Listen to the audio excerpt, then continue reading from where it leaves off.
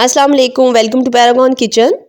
अफ्तार हो या ईद पार्टी, दोनों ही के लिए बहुत ही टेस्टी और मज़ेदार किस्म का मीठा बनाएंगे, जिसे कि आप बिल्कुल नए फ्लेवर में बनाकर तैयार करेंगे और बहुत ही कम बजट के साथ। तो चलिए बनाना शुरू करते हैं। तो यहाँ पर मैंने मोटी वाली सवैयाँ ली हैं और ये इनको हाथों की मदद से ना आपने इस तरह से थोड़ा तोड़ लेना है, यानी इनके छोटे छोटे पीस हो जाए।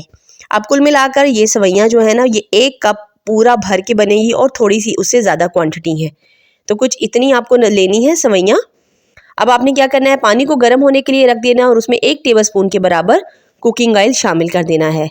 अब यहाँ पर गर्म पानी होने के बाद आपने इन सवैयों को डाल देना है पानी के अंदर और सवैयों को बॉईल कर लेना है। तो यहाँ देखिए 4 से 5 मिनट के अंदर ही सवैयाँ उबल कर तैयार हो गई हैं। अब आपने चूल्हे को बंद कर देना है। चाहे तो इन सवैयों को इसी पानी के साथ रहने दें ताकि ये आपस में चिपके नहीं, या फिर आप इनको ठंडे पानी में डालकर रख दें। अब यहाँ पर आपने 4 से 5 अदद गाजरें ले लेनी है और इनका फूड प्रोसेसर में जूस निकाल लेना है। तो ये 1 कप के बराबर जूस निकल कर तैयार हुआ है।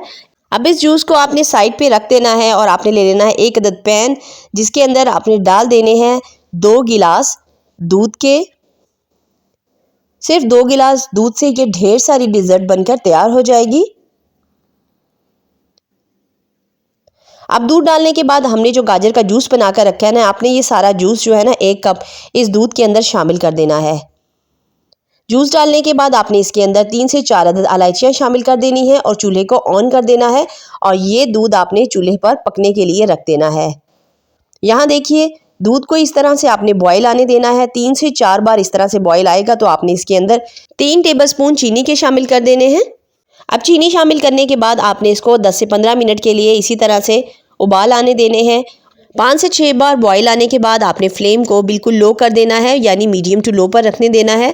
और आप देखेंगे कि इसके ऊपर इस तरह से सुर्ख रंग की गाजर के जूस की वजह से मलाई की तह जो है वो थोड़ी पुख्ता होना शुरू हो गई है, यानी थोड़ी थिक वाली मलाई आने लगी है। अभी जब मलाई मैं उतार रही हूँ ना, तो ये थोड़ी पतले वाली है और ये ईजिली अलग नहीं हो रही।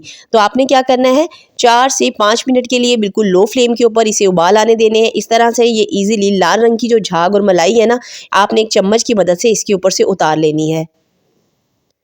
अब ये मलाई उतार कर आपने यहाँ पर इसमें शामिल कर देनी है थोड़े से ड्राई फ्रूट, जिनके अंदर यहाँ पर मैंने 2 टेबलस्पून के करीब किशमिश शामिल की है। थोड़ा सा पिस्ते और बादाम बारीक काट कर इसमें शामिल कर दिए हैं और साथ ही जो हमने सवैयाँ उबाल कर रखी थी ना, वो आपने इसके अंदर शामिल कर देनी है। सवैयाँ शामिल करने के बाद आपने फ्लेम को बंद कर देना है और इसको ठंडा कर लेना है अच्छे तरीके से। जब तक सवैयाँ ठंडी हो जाएंगी, दूसरी तरफ आपने एक अलग से बाउल ले लेना है और इसके अंदर आधा कप के बराबर व्हिप क्रीम शामिल कर देनी है। अब यहाँ पर इलेक्ट्रिक बीटर की मदद से इस क्रीम को आपने थोड़ा सा बीट कर लेना है। बहुत ज़्यादा टाइट नहीं करना, सिर्फ स्मूथली आपने इसको रखना है। और यहाँ देखिए क्रीम बीट करने के बाद सवैयाँ भी हमारी ठंडी हो चुकी हैं। अब आपने क्या करना है, जो हमने क्रीम तैयार की है ना, आपने ये सारी क्रीम इसके अंदर शामिल कर देनी है। यहाँ पर मैंने व्हिप क्रीम इस्तेमाल की है। आप चाहें तो इसके अंदर सिंपल पैकेट वाली सादा क्रीम भी इस्तेमाल कर सकते हैं। दूध की मलाई को अच्छे तरीके से फेंट कर वो भी आप इसमें इस्तेमाल कर सकते हैं।